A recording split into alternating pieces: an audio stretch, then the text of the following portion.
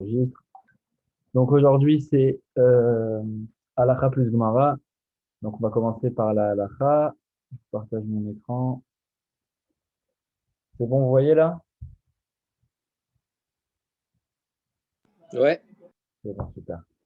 Ok, alors on commence par la Halakha. Comme d'habitude, je répète, on se base sur le Yalkut Yosef, qui est écrit par le Rav Obadiah Yosef il y a une quarantaine d'années, qui reprend toute la halachot dans l'ordre. On était plus particulièrement dans les halachot de Purim, et plus particulièrement dans les halachot du jeûne d'Esther. Donc voilà. Comment ça va, Yoël? Ça va? Bah, ok. Alors, on commence. Donc, on était là. Khatan, Betor, Shivrat, Yemia, Mishte, Shelo. Un jeune marié, donc un Khatan, pendant ses Sheva Brachot, tout simplement. Lo Itarane, Betzom, Taranit, Esther. Il ne devra pas jeûner pendant le jeûne d'Esther. Ça veut dire quelqu'un qui se marie juste avant le jeûne d'Esther et que le jeûne d'Esther, il tombe pendant ses Sheva Brachot, il est dispensé de jeûner. Ok, donc après, il cite plein de sources dans cette marloquette, tout ça, donc on va passer. Ve'uadin Mishlosha Ba'ale Abrit. Et c'est aussi la loi pour les trois Ba'ale Abrit. C'est ce qu'on appelle les Ba'ale Abrit. C'est ceux qui représentent la Brit Mila, on va dire. C'est qui ça? Shehem Aviaben, donc le père du fils à qui on fait la Brit Mila, à Sandak. Le Sandak est celui qui va porter l'enfant, qui va s'asseoir sur la chaise et qui va porter l'enfant pendant la Brit Mila. Ve'a Moel et le Moel, donc celui qui accomplit la Brit Mila. Ve'om Mila, Torim Militanot Tanit Esther. Si donc la Brit Mila tombe le jour du jeûne d'Esther, alors ces trois personnes-là, le père, le Sandak et le Moël, ils sont dispensés de jeûner. Afilouk Shechal Bilvano, même quand c'est un jeûne d'Esther qui est tombé vraiment le 13 Adar et qui a failli se repousser, Venam Rachaim Lachmir Alatam ou les Itanot. Et ils n'ont pas le droit de dire non, mais moi je veux être strict avec moi-même, je veux jeûner, même si je suis dispensé. Chez Yom Tov, chez ou parce que pour eux c'est un Yom Tov.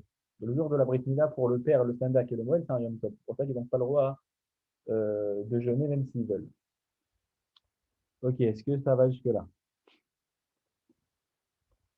Alors on continue.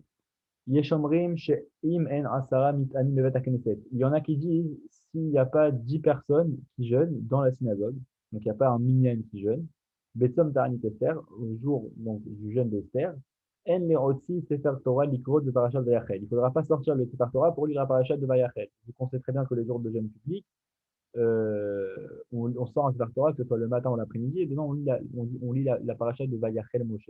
On commence par Vayachel Moshe. Donc là, le Yaakov Yosef, il te dit qu'il y en a qui pensent que s'il n'y a pas 10 personnes qui jeûnent à la synagogue, il ne faudra pas sortir ce Sefer Torah pour lire cette paracha-là. Vachagar Tibour le Yamarani Bechazara, et il pense aussi que, enfin, c'est les gens qui ne pensaient pas à la raquette comme ça, et les gens pensent aussi que du coup, le Chazan ne devra pas dire Anenu, donc le passage qu'on lit dans la Mida pour les jours de jeûne. Nous, on le lit à voix basse dans Shema Tefila, et dans la Chazara, le Chazan le lit Bracha Bifnei Atzma. Et voilà, je fais cela avec mon curseur. Il le lit une bracha en elle-même, en soi. Il le lit entre Gaël d'Israël et Rosh d'Israël. Et là, Beshema Tefila, Ve'esh Cholkim. Et du coup, tout ça, c'était l'opinion. Il y en a qui pensent qu'il faut faire ça, qu'il faut faire comme si c'était pas un jour de jeûne, vu qu'il n'y a pas un million de jeûne. Et il y en a qui ne sont pas d'accord avec ça. Et Daïkar, la halakha, chez Daï Bechisha Mitanim, et du coup, la halakha, elle est tranchée comment? C'est que ça suffit seulement 6 personnes qui jeûnent, et pas un million qui jeûnent, 6 personnes qui jeûnent. Chez Mrov Minyan, vu que 6 c'est la majorité d'un Minyan. Chez Motzim, c'est par Torah de Korimbo des Brachot Kayad Vayachel. Donc ça suffit pour qu'on sorte par Torah et qu'on lise avec la bracha le passage de Vayachel. Vachalir Tibour Omer Anenu Bachazara Bracha Bifnatma. Et que le Chazan, il dit Anenu, donc le passage qui correspond au jeûne, dans la Chazara, il le dit vraiment une bracha en soi.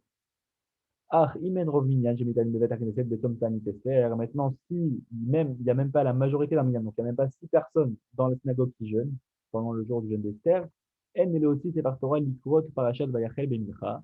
Il ne faudra pas sortir le Sefer Torah pour la parashat de Vayachel à Mincha. Pour le Adno Bechazara Bracham Bifnatma et la Bashomat Tefila. Et que le Chazan, il n'aura pas le droit de dire Anenu, donc le passage qui correspond au jeûne, comme une bracha en soi. Mais il faudra qu'il le dise, qu'il l'incluse entre guillemets dans le schéma Tefila. Ok, je rappelle, vous pouvez m'arrêter à tout moment si vous avez des Il y a questions. une question. Ouais. Faut que je t'arrête. Si on a un doute, si on a un petit minyan, genre honnête, on est 12 personnes, on a un doute, genre. qu'en Israël, genre, je sais qu'il y a il y a plein de personnes qui jeûnent pas ou qui ont des ptors, et cetera. On fait comment? Alors, la halakha, c'est qu'il faut qu'il y en ait au moins 6 qui jeûnent. Donc, au pire, s'il y a un doute, tu peux demander, parce que si tu fais sortir un Sefer Torah et que tu fais les brachot sur le Sefer Torah, ou que le Chazan, il fait Votre la avis, bracha, pas d'ailleurs? ou que le Chazan, il fait la bracha de Hanounou et qu'il n'y a pas ces personnes qui jeûnent, c'est une bracha levatala. Donc, c'est très grave. C'est pour redresser un interdit de la Torah. Donc, vraiment, s'il y a un doute, on demande, quoi. Il faut qu'il y ait au moins 6 personnes qui jeûnent. OK.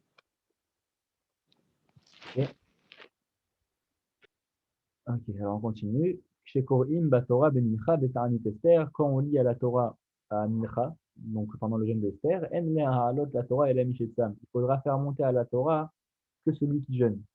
C'est-à-dire, on n'aura pas le droit de faire monter à la Torah à Mincha un jour de jeûne, quelqu'un qui ne jeûne pas. Pourquoi que à Mincha et pas le matin? Parce que le matin, en vrai, en général, c'est assourd de manger avant la tfila pour les Sparadim. C'est assourd de manger avant la tfila. Donc au final, à Shacharit, tout le monde, genre, c'est comme si tout le monde jeûnait. Donc c'est pour ça que tu peux sans problème à faire monter tout le monde à Shacharit un jour de jeûne. Mais à Mincha, vu que là déjà, bah, les gens ils ont le temps de manger, ceux qui ne jeûnaient pas, donc il faudra faire monter que ceux qui jeûnent à la Torah. Veima Levi chez Nissa de Batakriset Lotsam. Et si dans la Sina, il y a un Lévi qui normalement il doit monter en deuxième, mais qui ne jeûne pas, Ben Ignatiar Hussa Beshat Akriya, peu importe qu'il soit sorti pendant la lecture, ou Ben Ignatiar Batakneset, ou s'il est encore vraiment à l'intérieur de la synagogue au moment où on lit, En le Alozo la Torah, il faudra pas le faire monter à la Torah, même si c'est un Lévi, normalement il doit monter en deuxième. Vesh Likro, les Kohen Amitarne, comme Lévi. Il faudra appeler du coup un Kohen qui jeûne à la place du Lévi. Donc même si c'est un Lévi, il ne faut pas dire, ah, on fait monter un Lévi, non, s'il ne jeûne pas, on a dit, il ne monte pas à la Torah. Ok, donc on a fini les lois les halachot du jeûne d'Esther. Est-ce que c'est compris? Ok, là on continue. On commence les lois maintenant de Krakim à Mukasim Choma. C'est-à-dire quoi? C'est-à-dire les villages ou les villes plutôt qui sont entourées d'une muraille. On sait très bien que ça change quelque chose pour Purim, comme on va le voir. Bikrakim à Mukasim Choma Mimot Yoshua Binoun, dans ces villes-là qui étaient entourées de murailles à l'époque de Yoshua, donc le successeur de Moshe Rabbeinu, c'est vraiment à la fin de l'époque du désert, l'entrée en Eretz Israël, la conquête d'Eretz Israël. Toutes les villes qui étaient entourées de murailles à cette époque-là, Afalpi Shena Monkatin Chomar Shav, même si elles ne sont pas encore entourées, enfin même si au jour d'aujourd'hui elles ne sont plus entourées de murailles, Corinne et Megillah Betet Vav de Hadar. Elles devront lire la Megillah le 15 Hadar, et pas le 14. Normalement, pour une, ça tombe le 14. Ah bah, pour ces villes-là, elles devront lire la Megillah le 15 Hadar, donc le lendemain, qu'on appelle Shushan Purim. Vechen, Kfarim, Anirim et Mahem, et aussi toutes les petites bourgades, on va dire, tous les petits villages qui apparaissent avec eux. Afilou et Nam Smochim, même s'ils ne sont pas totalement collés à eux. Kegon Shakfarim Berosha'ar, comme si par exemple ces petits villages-là, ils sont en haut d'une montagne, ou in Smochim Lahem et Tornil, ou si ils sont collés à eux dans moins de 1 mille, c'est quoi? C'est environ 960 mètres.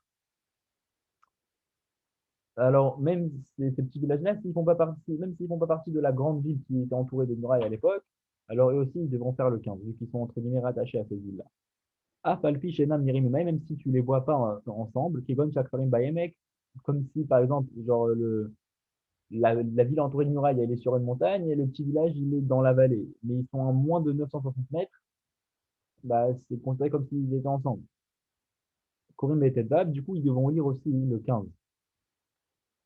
Ve'ayarot, Yana Mokafot Roma, Mimot Yoshua Binoun, Korim Berba Asar Be'adar. Et toutes les autres villes qui n'étaient pas entourées de murailles à l'époque de Yoshua, à l'époque de la conquête du coup des Israël, ils devront lire le 14 Adar, comme on le fait pour tous ceux qui habitent en France et pour ceux qui habitent en Israël, et sauf dans certaines villes, comme on va le voir.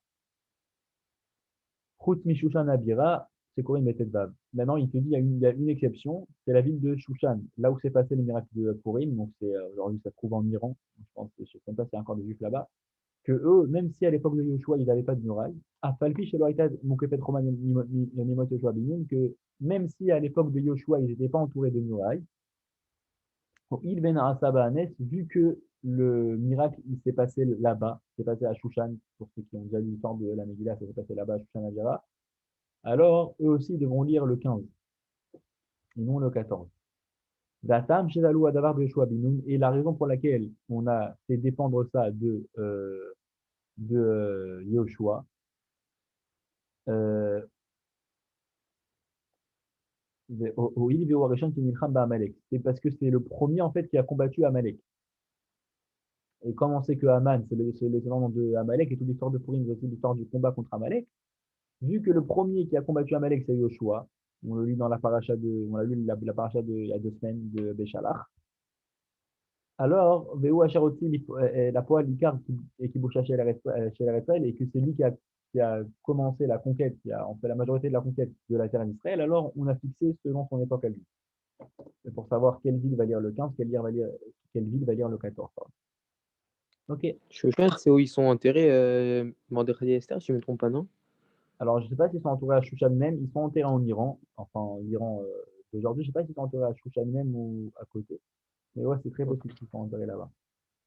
C'est là-bas que s'est passé le miracle, la Perse de l'époque. C'est l'Iran aujourd'hui, géographiquement, et même c'est leurs descendants. C'est prouvé génétiquement que c'est leurs descendants. Biroshalayim, Korim, Amegillah, Betetvav, Be'adar. Donc, comme on a dit, à Jérusalem, pour ceux qui ne savent pas, on lit la Megillah le 15 Adar, donc pas le 14 comme tout le monde. Eux, ils font Purim le lendemain à Jérusalem.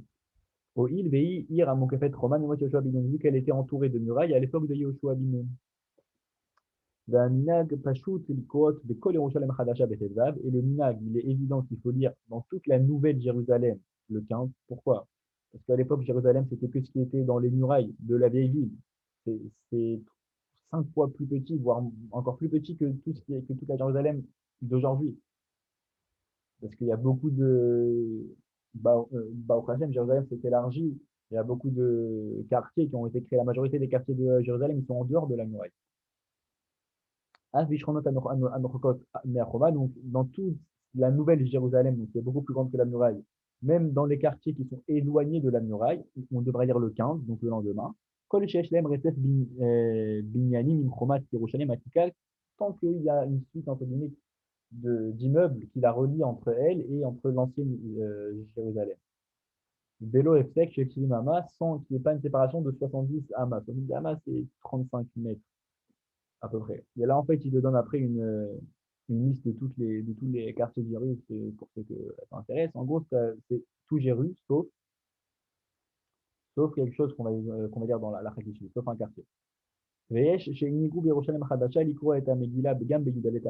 il y en a qui ont pris le minag à Jérusalem de lire aussi la Megillah le 14 Adar, comme tout le monde, genre.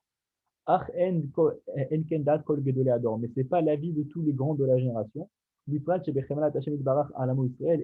particulièrement vu que par la grâce de Dieu envers son peuple Israël, Gabar alenu chazo mishnat tafshin kavzaïn, darim Israël beiratika chez les Roshalaim. Et que Dieu il a augmenté sa bonté envers nous et que depuis l'année 1967, du coup la guerre des 6 jours, le peuple juif réside vraiment dans la vieille ville de Jérusalem.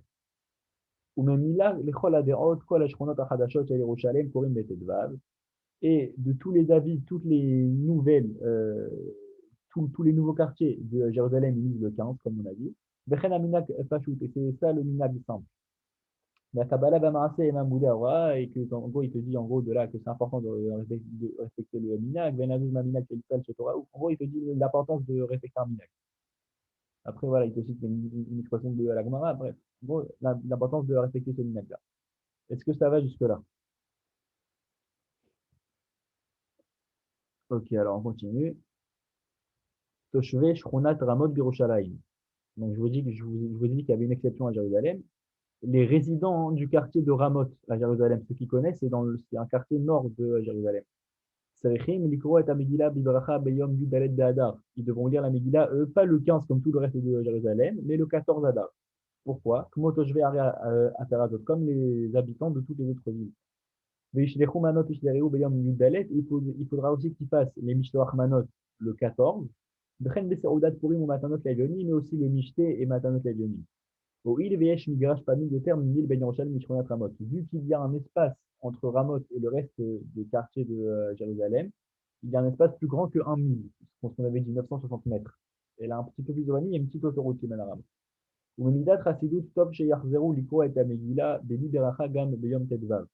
Et que du coup, ça sera bien qu'ils relisent la Megillah sans bracha, cette fois le lendemain, le 15, comme tout Jérusalem. Maintenant,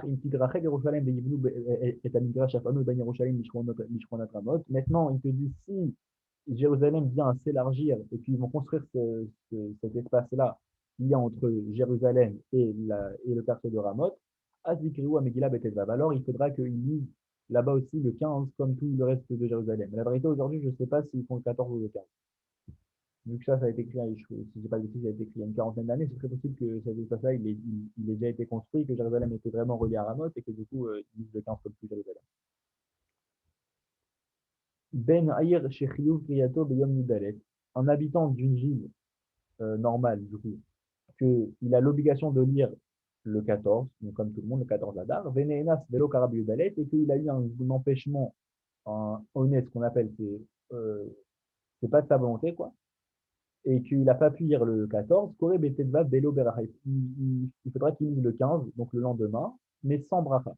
Vren Toshve Ramot, Aniskaot Leel, chez Sharichou Velo Karouet Amegila Biyom Udalet Be'adar, et aussi les habitants de Ramoth, comme on a dit, s'ils ont oublié qu'ils devaient lire le 14 et que du coup ils n'ont pas lu la Megillah le 14, il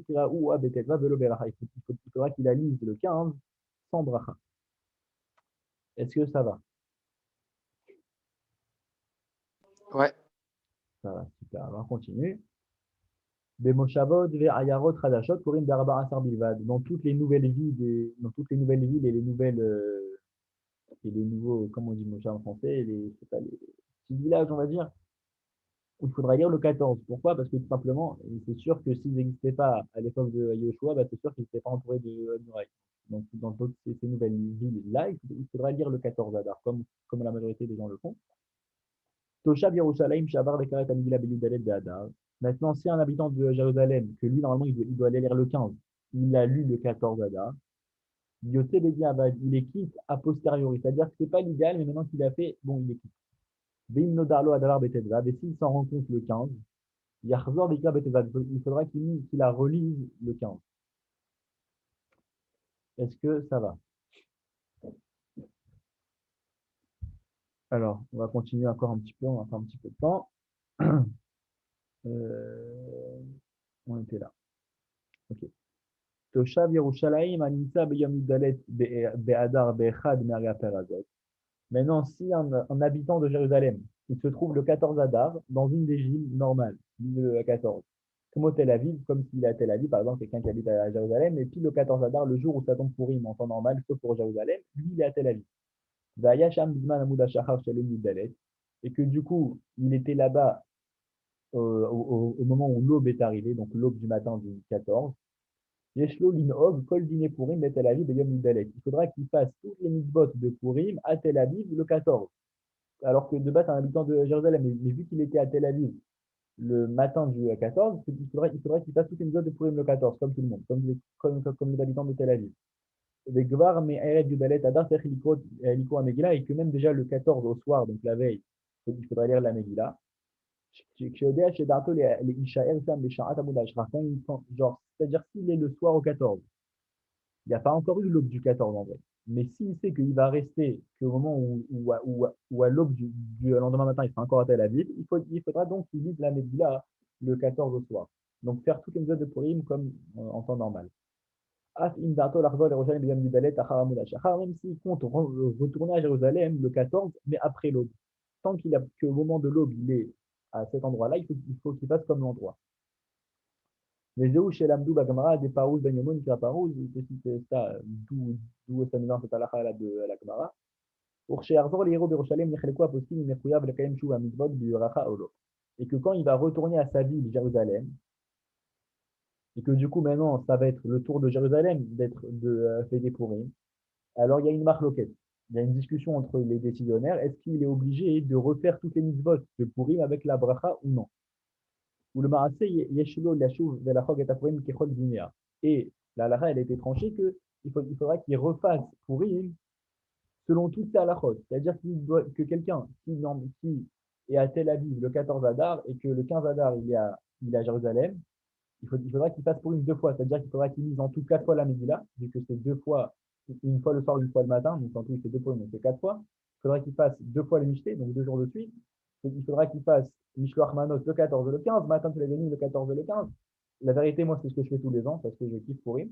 Donc en général, je vais en dehors de Jérusalem pour le premier jour et le deuxième jour, je vais à Jérusalem, comme ça je fais deux jours de Purim. Mais il faut que je refasse toutes les mitzvot, c'est pas juste kiffer et faire la fête. Il faut que je lis 4 fois la Megillah et je fais 2 fois les Mishloach Manot, 2 fois le Mishté, 2 fois tout. Donc voilà. Et la chaîne lo devarech al kirat Megillah belel veyom teza be'adar. Donc on a dit qu'il faudra qu'il refasse tout comme s'il n'avait pas encore fait. Juste, il faudra pas qu'il refasse les brachot sur la Megillah le soir et le jour du 15 Adar, vu qu'il a déjà fait le 14. Vegam nachon shelo yashaler tzibur liko et Megillah berabim leotam et berchova. Et c'est aussi juste qu'il ne soit pas en fait le shaler tzibur pour acquitter les autres de la Megillah. Donc ce ne soit pas lui qui lise la Megillah à Jérusalem, vu que lui il a déjà entendu. Donc on a dit qu'il n'a pas le droit de refaire les brachot. Maintenant, s'il était à Jérusalem et que le 14, mais après l'aube, là, il est allé à Tel Aviv. Et non, Noël, dîner Purim et Tel Aviv. Il ne faudra pas qu'il fasse les lois de Purim à Tel Aviv, mais à Achar chez Be'amoud Ashachar Aya Birushalayim. Vu qu'on a dit que c'était fixé selon l'aube, si à l'aube il était encore à Jérusalem, c'est qu'après l'aube qu'il est allé à Tel Aviv, alors même s'il va passer toute la journée de la Purim en vrai à Tel Aviv, il ne faudra pas qu'il fasse toutes les mitzvahs de Purim, il n'aura pas à les faire. Est-ce que c'est compris? Alors, je pense qu'on Ouais, a. c'est compris, juste une question. Ouais, dis-moi. À Jure, il jeûne quand? Géru, le jeûne, c'est le même pour tout le monde, c'est le 13 Adar.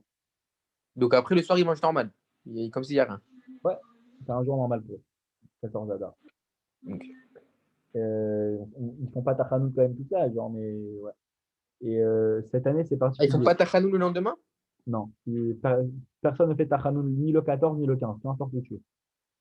Ah, ouais. Ok. Et, et cette année, c'est un peu particulier. Il y a le jeûne, du coup, qui tombe le 13 Après, Adar. c'est vendredi, C'est vendredi. ça. Le 13 Adar, c'est un jeudi, donc le jeûne d'Esther, c'est le jeudi. Le Purim, ça tombe un vendredi, donc pour la majorité des gens, Purim, c'est vendredi. Et ensuite, le 15, c'est un Shabbat. Comme tu ne peux pas faire Purim Shabbat, du coup, les gens de Jérusalem, ils vont faire Purim dimanche. Alors que tous les autres vont le faire Oh. alors que tous les autres vont le faire vendredi. C'est très particulier ça. Et nous, on fait comment vendredi? Ça se passe comment? Bah, Purim normal, tu dois écouter la Megillah jeudi soir et vendredi. Tu dois faire le Mishté vendredi, le Mishpach Manot vendredi, Matin Tléveni vendredi. Mais on fait le mystique jusqu'à l'entrée de Shabbat?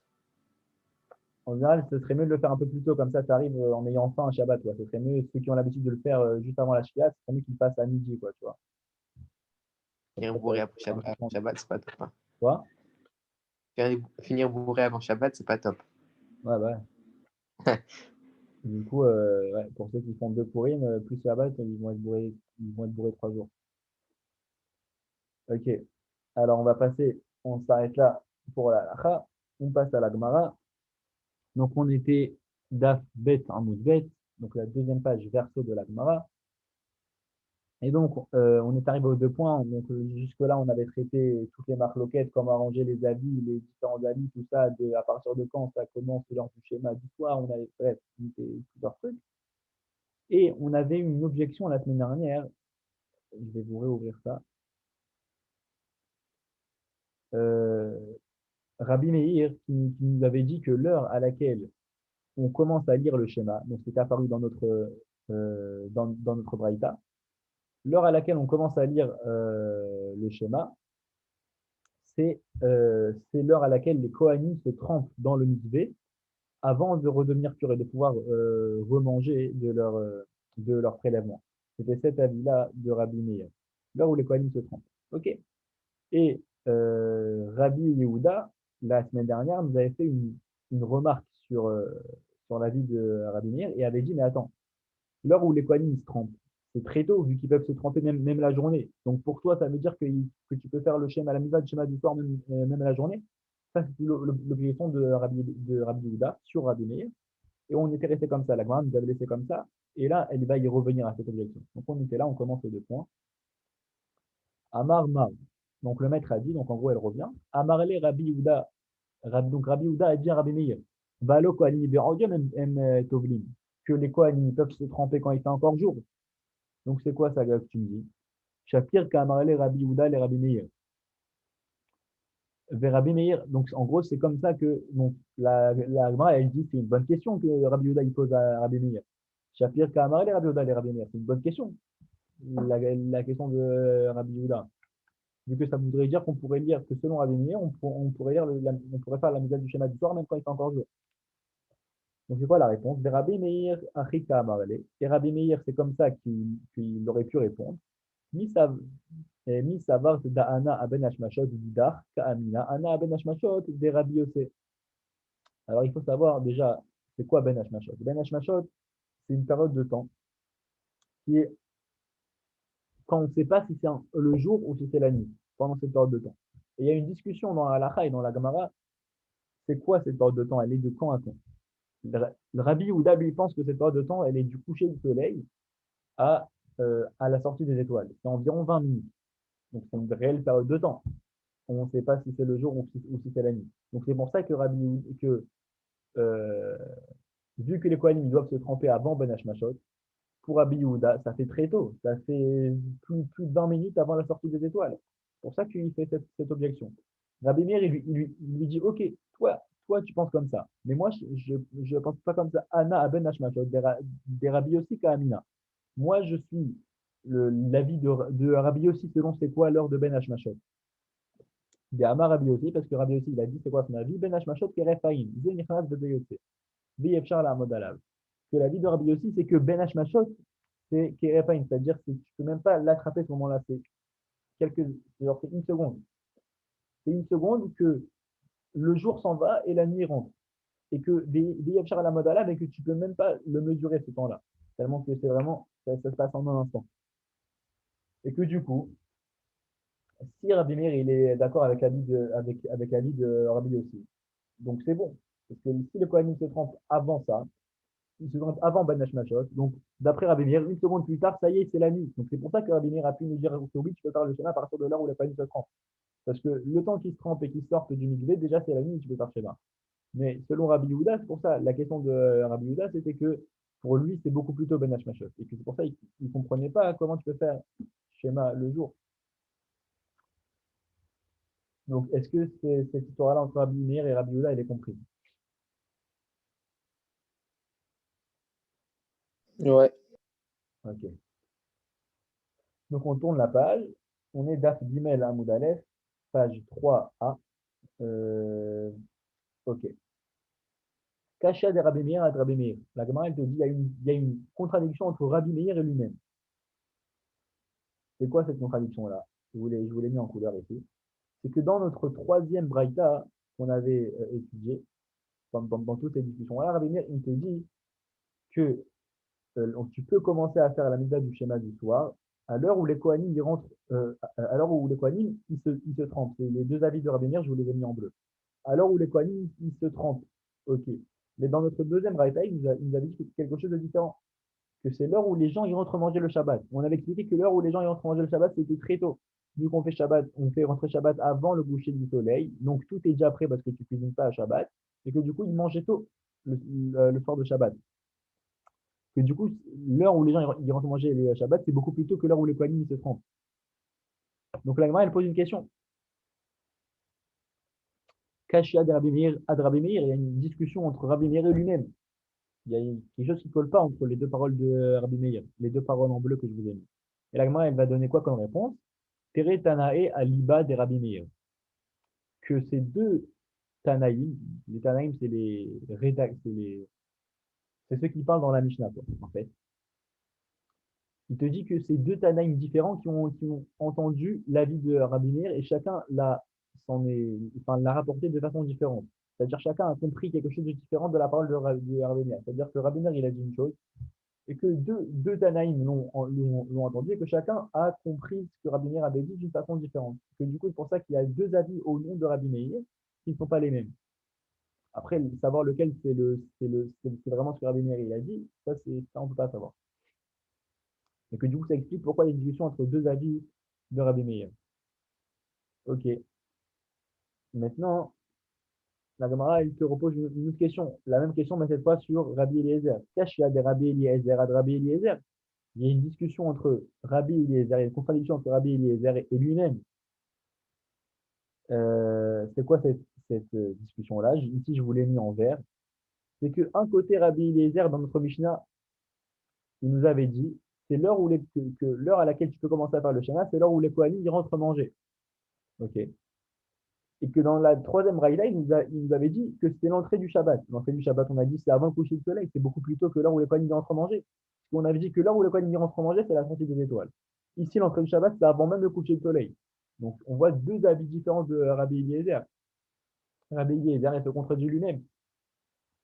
Donc, comment la Gemara, elle va résoudre ça? De la même manière, Tere Tanae Aliba de Rabbi Eliezer.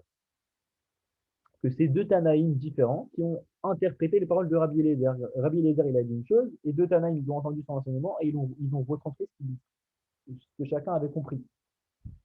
Et du coup, c'est pour ça que chacun a compris une chose différente de ce que Rabbi Eliezer avait dit.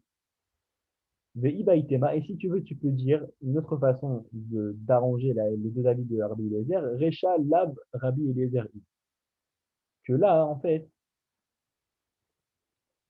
ici, le premier avis de Rabbi Eliezer qu'on a fait, c'était au tout début de notre Mishnah, au tout début qu'on a commencé à étudier, qui disait comme ça, que la Mishnah, elle commençait comme ça, mais Matai Korim et Shema Barabin, à partir de quand on lit le Shema le soir, Mishara Shakohanim Nichanasim Lechol Bitur Matan. À partir de l'heure où les Kohanim rentrent manger de leur prélèvement, Atsof Hashmoa Arishona, jusqu'à la fin de la première garde. Rabbi Eliezer, c'est les paroles de Rabbi Eliezer. Nous, on avait interprété comme quoi tout le début de l'enseignement de la Mishnah, c'était l'avis de Rabbi Eliezer. Et c'est pour ça qu'on avait noté ici que pour lui, le début, c'est l'heure où les Kohanim rentrent manger. Et que la fin, ici, c'est le tiers de la nuit. Mais la Mishnah, elle te dit non. Peut-être que ici, il y a écrit Divrei Rabbi Eliezer à la fin et que du coup, c'est juste cet horaire de fin, Adsof Hashmoa Arishona, jusqu'au tiers de la nuit, qui est l'avis de Rabbi Eliezer. Mais le début, c'est pas l'avis de Rabbi Eliezer, peut-être. Et que du coup, il y a plus de problème entre cet avis-là et cet avis-là. Parce que au final, cet avis-là, c'est peut-être pas l'avis de Rabbi Eliezer. Donc, c'est la deuxième façon de la Gemara de résoudre cette contradiction qu'il y a entre Rabbi Eliezer et lui-même. Est-ce que c'est compris, cette résolution des contradictions entre Rabbi Eliezer et lui-même et Rabbi Eliezer et lui-même? Ouais. Ok. Comment ça va, Keren?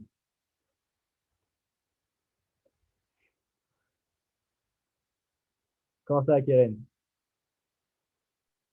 Ça va. Ok.